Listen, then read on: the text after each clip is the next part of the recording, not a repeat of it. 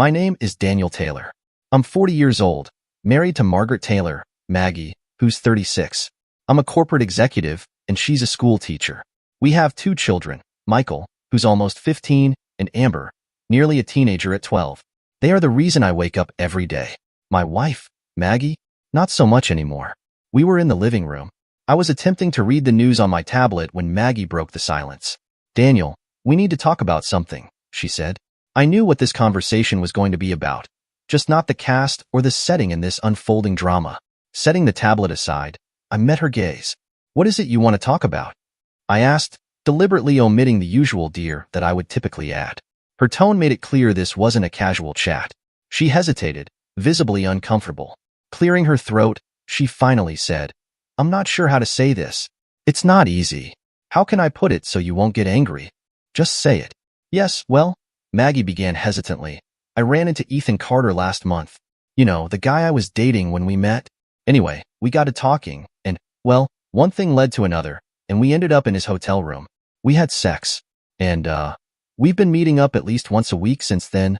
She paused, as if gauging my reaction. It doesn't mean anything for our marriage. When he leaves, it'll be over. I stared at her, trying to keep my voice steady despite the fury simmering just beneath the surface. Let me get this straight, I said slowly, each word deliberates. You and the guy who was beating on you the first time I saw you are now sex buddies? Is that what I'm hearing? And you're also telling me you plan to keep screwing him until he leaves town? Her expression turned defensive. You don't have to be so crude, she said, almost dismissively. It's not going to change anything at home. She seemed utterly oblivious to the monumental effort it took for me to keep my rage in check. That's probably true. You said you saw him first about a month ago? Well, the impact on our marriage started then, because since then every time I try to initiate sex, you have found some excuse to turn me down. I am not even getting a mercy sex. You have to have your head so far up but that you can't see that. I knew you were screwing around almost as soon as you started. You changed overnight from a loving wife and mother to a cold, heartless bitch that started arguments with me and screamed at the kids for no reason. Didn't you wonder why the kids stopped asking you questions, or even talking to you? Why do they go to their bedrooms as soon as they come home from school? Why they don't come out until dinner, or until I come home? Did you think about any of those things? I was on a tear now. You understand that while I have acted like a pushover for almost all of our marriage, I was just attempting to please you. You have 2 choices now. Get out of my house or eat shit and die. What's it going to be? Maggie had started crying about a third of the way through my tirade. When I gave her the ultimatum, she jerked back as if I had slapped her. Why would I leave? You are here, and the kids are here. That's right, and we are going to stay here, but you are not. I may be a pushover, but I will not endure a cheating 304 in my home. And if you fight me on custody when we get to court over the divorce, I will tell the court, your family, your friends, and the other teachers at your school all about you in the a-hole. Now go start packing. I will go rent you a U-Haul. Oh, don't forget to leave the car and house keys, credit and ATM cards, and your engagement and wedding ring before you leave. But, I am not leaving. I am just trying to be honest with you. She was practically hyperventilating now. Listen, bitch, you are wrong on so many levels. The house is owned by my parents. The cars are both in my name only. If you leave with one, I will report it stolen. I will not let you live with my children in a house with an abuser, whether it is physical, mental, or sexual abuse. The kids told me that you introduced them to the a-hole, and the way he looked at Amber made her very afraid and uncomfortable. Michael wanted to step in front of her to protect her. If you fight for custody, I will have my lawyer put them on the stand. What's it going to be, bitch? Are you leaving or dying? It's your choice, but nothing in between. She was nearly hysterical now. I don't want a divorce. I'll end it. I'll call him right now and tell him it's over. I'll do anything to make it up to you. You finally got something right. It is over. Our marriage was over the first time you took a hole to bed. The custody was over when you had the gall to introduce your lover to our kids. Your happiness with me was over as soon as you decided that he was worth going to bed with. I got up, went to her purse, and dumped it on the kitchen counter. I took the house and car keys off of her keyring, opened her wallet and removed the credit cards, the ATM card, and the health insurance ID card. Maggie was still in the chair in the living room when I got done. I handed her the empty purse and told her that all of her personal shit was on the kitchen counter. I turned away from her and went into the bedroom. I opened the closets and started to put all of her clothes on the bed. I went back to the kitchen and got several heavy-duty trash bags and started to fill the bags with her shoes. She came into the bedroom and saw what I was doing. Stop, Daniel, please stop. Why are you doing this to me? We took a vow. We stood up in front of our friends, our families, and the church people and promised to forsake all others. You seem to have forgotten that. I pointed to the clothes.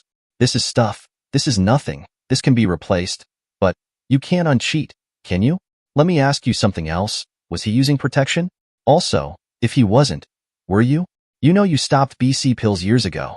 Do you have a bun in the oven? One other thing he may have given you. Have you been to the free clinic to get checked for a sexual disease? If you gave me a little present, that will come out in court also. She gave me a startled and very scared look. Maggie's mouth opened, but no sound came out. I'll take that as a no. I turned and walked away. I met Maggie just like I said. We were in high school, and as I was walking home one spring afternoon of my senior year, I heard a guy behind the house I was walking by shouting, "I'm going to kill you. We are not breaking up unless I say so." Then I heard what sounded like a slap. I went back to see what was going on and I saw Maggie cowering on the ground. Her blouse ripped and Ethan, the a-hole Carter, had his hand in a fist and was ready to punch her. I am not a stud, never was, but I had played a few sports, so I wasn't a 98-pound weakling either.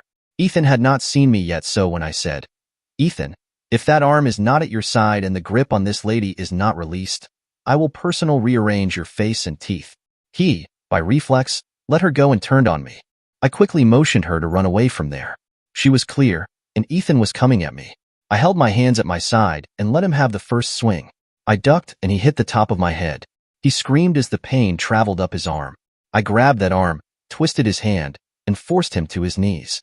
I said in a very low voice, when I let go, "I better see nothing but elbows and shoe soles as you run away.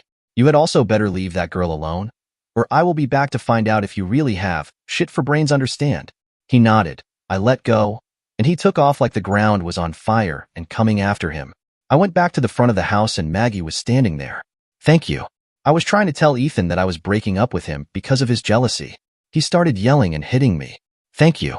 I told her that I had warned him to leave her alone. Then I said, "If you need help, or if he starts to bother you again, come and get me. I see you in school almost every day, so know that I will be there for you."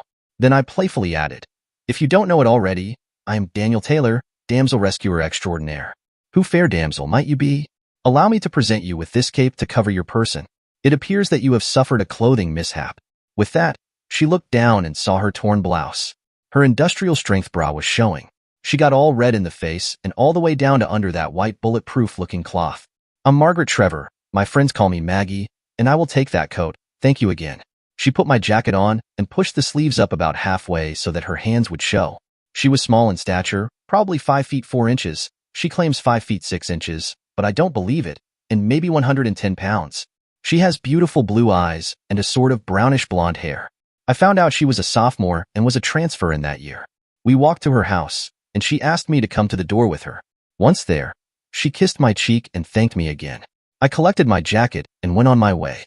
The next day at school, Maggie saw me come in before homeroom and latched onto my arm and dragged me over to meet her school friends. It turns out that she told them what had happened, and they needed to meet the hero of that play. After the introductions, I saw Ethan walking down the hallway with his arm in a soft cast and a sling. He was with a couple of his cronies, and when he saw me, he beat a hasty retreat. I found out later that that blow to the top of my head had broken a finger and sprained his wrist. He stayed away from me, and as far as I knew, away from Maggie for the rest of the time I was in high school. I graduated and went into the service as an electronic warfare specialist. My job was to maintain and repair drones. I served my 3 years and did not get stop-lossed. I had taken some general college courses while in the service, so when I was discharged, I enrolled at the local state college to get a business management degree. If I had the plan right, I would get my BA in 3 years and my MBA the next. I ran into Maggie at the college. She saw me and waved for me to come over. I did, and she grabbed me in a hug. She asked if I was out of the service and what I was doing on campus. I took her to the student union building and got us some drinks. We caught up on each other. Maggie told me that Ethan had left school shortly after the start of their junior year. She explained that she had not enrolled in college right after she graduated, so she was a freshman. I told her that I had just started college and was using my GI Bill benefits so I would not have big debts when I graduated. I explained my major. I asked her what her major was going to be. "I'm studying to be an elementary school teacher. I love kids and think that I can help them to learn," she added. I was very lucky. I earned several scholarships, and they even let me defer them for a year. I won't have student loans to repay either. The talk went on like that for about half an hour. I had a class to get to and realized that I had not eaten the lunch that I had been heading to. It was worth a missed lunch to talk to Maggie. I saw Maggie the next day and asked for her phone number. When she gave it to me, I asked if she would go to a stage play with me the coming weekend. She said she couldn't, and then gave me backstage passes to the play. She laughed and said, "I have a second lead part in the play. Please come as my guest, and I will introduce you to the cast and crew." I called her and talked to her a couple of times. The play turned out to be very good, and Maggie was great. I thought that she would have done a better job with the female lead than the lady who did it managed. Maggie laughed and said maybe, but the lead was the director's girlfriend, so there was not a chance she would get that part. We started to date on a regular basis, not every week, but we only missed because of my schoolwork for the rest of the school year. When the spring semester was drawing to a close, I informed Maggie that I was enrolled in 2 summer courses. She said she was going to be working at a summer camp with elementary school-age kids. Maggie asked me if I was planning on dating someone else while she was away for the summer. I responded that I was in a committed relationship, and while I had not asked for reciprocity, I hoped that my lady friend felt the same way. Maggie looked a little sheepish. "I have not been committed to you. On the weekends that we did not do anything together, I occasionally went out with other guys. Never more than once with the same guy, and I never turned you down for a date. I did not think you wanted a commitment like that." "Okay, I guess I can understand that. The only time I did not ask you out was when I had to study for a test or work on a paper. I'm sorry I did not make myself clear. Let me ask you this. Do you want a committed relationship with me?" "I'm sorry, Daniel, but I am not ready to do that. If I was, it would be with you." "Okay, now I know where I stand. I won't bother you again. If you come back to college in the fall, enjoy your college experience. It just won't be with me. Have a nice, enjoyable summer." I turned and walked away. During the rest of my college career, I saw Maggie go through guys like they were a date of the week club purchase. It seemed that she almost made a point to parade the newest, best boyfriend through the student union when she knew I was going to be there. I had some occasional dates, but for the most part, I studied. When I wasn't studying, I was working as a volunteer with the local Veterans Transition Group. We helped returning veterans adjust to civilian life. I graduated with my MBA right on schedule and was hired by a local company as a section leader of a different city's sales force. My military background, my grades, and my progress in college all helped me get the job. My military background also allowed me to spot the people who were working for the company and the slackers that were just collecting paychecks. I was moving up the local corporate ladder at a quick pace. My social life was not so hot. All of the women in the office tried to set me up. I turned them down or went on a date. There was never a second date with any of the ladies.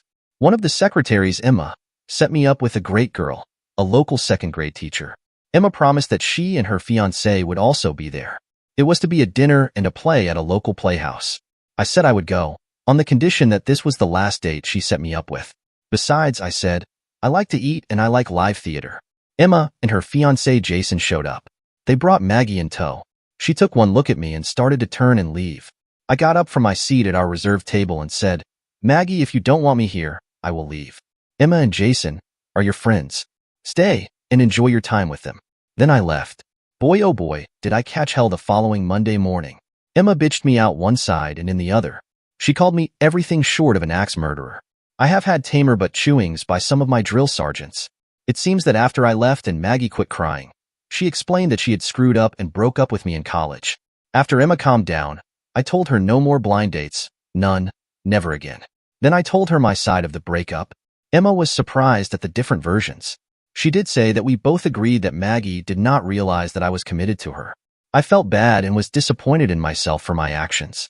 I finally got up the courage to call Maggie's parents' house. I wanted Maggie's number to call and apologize. Maggie answered and I almost hung up.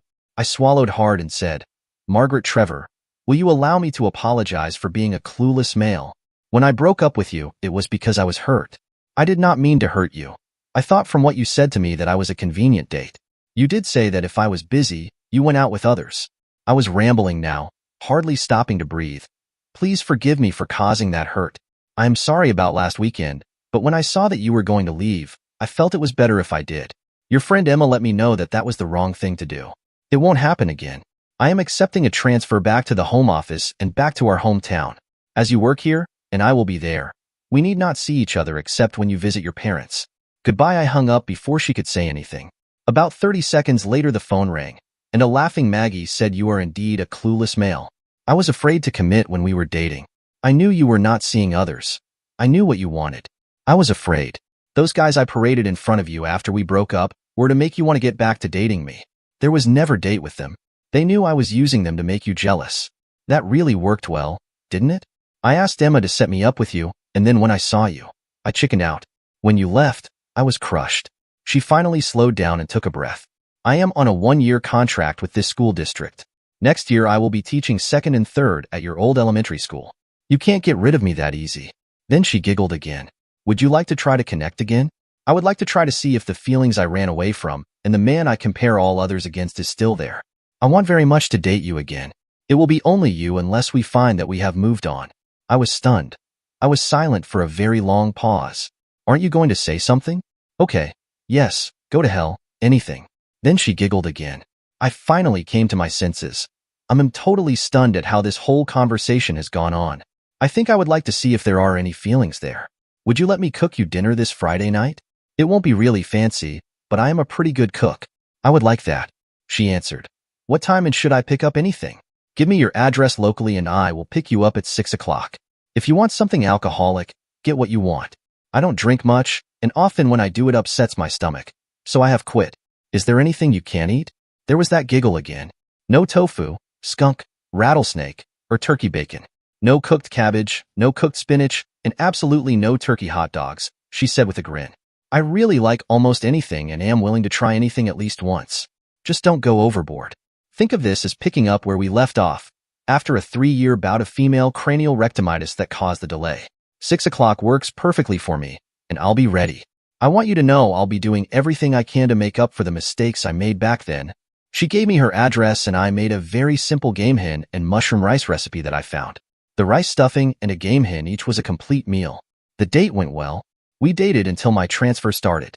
Maggie had about 5 more weeks of classes, so we alternated weekends. 1 week I would come to her, and the next she would stay at her parents' house. After school was finished for the year, Maggie went to a continuing education class at the local college and stayed with her parents. My parents decided that they wanted to move to the ocean because Dad was retired. They wanted to give me their house, but because of the tax burden it would put on me, I suggested that I rent it until they are both gone. Then if they still feel that way, they can leave it to me and not have a taxable event. They decided on a rent that was about 40% of what they could get from someone else who was not family. They agreed to come and visit often and said the rent will pay for the plane tickets. Maggie and I dated for about 4 months. It was almost 4 nights a week as well as Saturday afternoons and Sunday church. Maggie's parents and I alternated Sunday dinners. They were amused that I could cook. They were also impressed with my personal habits. When I explained that I was renting this place, and I felt an obligation to keep it up as I was only using it, they were pleased and said so. I added that the military showed me that while cleanliness was not next to godliness, it made the sergeants very happy. I did not mention that the owners were my parents. At Christmas of that year, I asked Maggie to marry me, and she said yes. We were married in Maggie's church. A couple of army buddies that I reconnected with through the outreach program stood up with me. We had a simple but delayed honeymoon. It did not occur until the school year was over. We went to a cabin in Michigan's Upper Peninsula. Maggie wanted to hold off on starting a family, and I did not have a problem with it, but Murphy did. Maggie got the flu, and something with the drugs messed up her BC pills. She got pregnant after a year of marriage. The timing was a couple of years early, but at least the baby would be born after the school year was over. Michael was born in late July. In spite of him not being planned, he was loved. Amber was planned and was born in mid-June, almost 2 years later. She was healthy, but the doctor noticed something with Maggie and warned her not to get pregnant again. I got snipped and that took care of that problem. Maggie had not been working as a teacher but had kept up with her CE* credits. So when the kids were in school for a full day, she went back to work. I was continuing up the hierarchy and was now an assistant vice president. My salary, bonuses, and stock options made us well off, and Maggie was putting her salary into college funds for the kids. I promised her that I would continue the same or a larger amount if she decided to stop teaching. We managed all of the typical married and family crises. Skinned knees, stubbed toes, bee stings, an attack of poison ivy. Michael broke his arm. Amber was bullied at school 1 year. The worst crisis was when Amber was 10 and got sick and was hospitalized for almost 2 weeks. She had a scratch that got infected. The bug was an MRSA. The doctors told us we were very close to losing her. My pushover factor came in when it came to letting Maggie have the final say in about 95% of the family decisions. She was, until a whole, very level-headed, and actually had harsher parental restrictions on the kids than I would have. She was not cruel or abusive, but the punishment was not something the kids could talk their way out of. Then along came a-hole and the in-your-face attitude of Maggie. I really did not have a clue that we were having any problems. Then out of the blue, the sex disappeared into a black hole, and the house became a battle zone. Maggie did not realize that her confession was not a real surprise. The kids had told me of meeting Mom's friend Mr. Carter and of Amber's reaction. I immediately had an investigator start keeping track of Maggie. I had video, still photos, audio recordings, and a written report detailing times and places. There was no video or pictures of them having sex, but the audio made it clear what was happening. On the date of her confession, I did not tell her of this evidence. I finally relented and let Maggie take one of the cars as long as a hole never got in it. She went to her parents' house to stay. I had the investigator continue to track Maggie and Ethan. It seems that once Maggie told Ethan that I had kicked her out, he laughed at her and said his revenge on both of us was complete. He told Maggie, "I only went after you because you married Daniel. You're terrible in bed. I have more pleasure from my right hand." That was the last time Ethan saw Maggie. It seems that the day after the investigators' weekly report of that conversation, 3 men beat Ethan with steel batons and put him in the hospital. They told him that he was being punished for messing with a married woman and warned him to leave town. When released from the hospital, he disappeared. Maggie tried to fight the divorce and refused to surrender custody. Well, I turned over all of the investigators' evidence, and the kids told of meeting her lover. The judge was not pleased. He informed Maggie that if she did not voluntarily surrender custody, he would have her arrested for adultery. He went on to explain to her that in our state adultery was a Class D felony, and she could be sentenced to a year and a day in prison. Also, if convicted, she would be banned from teaching forever. She caved. I asked the judge to allow visiting rights and court-approved trips with kids as long as she did not take them out of school or out of the state, and that the kids agreed. Michael stood up and told the judge, "It will be a cold day in hell before I will go anywhere with my used-to-be mother." Amber told the judge that she would go only if Michael went, so that put paid to and mother-child vacations. The divorce was granted. Maggie would only visit the kids at her parents' house. About a year after the divorce, Maggie took a teaching job overseas and we never heard from her again. I found an old friend, Emma, had also moved up the corporate food chain, and when it was decided that I needed a personal assistant, she was my choice. She had never married. She found out that Jason was also engaged to a girl from his hometown and had gotten her pregnant. I had been very specific about Emma's personal life as I had met her before I became her superior. I told the board that I did not want to have hire, fire, or promotion control over her. I also insisted that the non-frat could not be used against us as we had been friends for more than 16 years. I promised that at work we would be all business, and if there ever was a complaint from Emma about my behavior, I was the one to be disciplined, not her. About 18 months after my divorce was finalized, I worked up the nerve to ask Emma if she'd have dinner with me, somewhere away from work. To my relief, she said yes. Over dinner, she shared the story of her broken engagement, and I opened up about my past marriage. That evening marked the beginning of something special.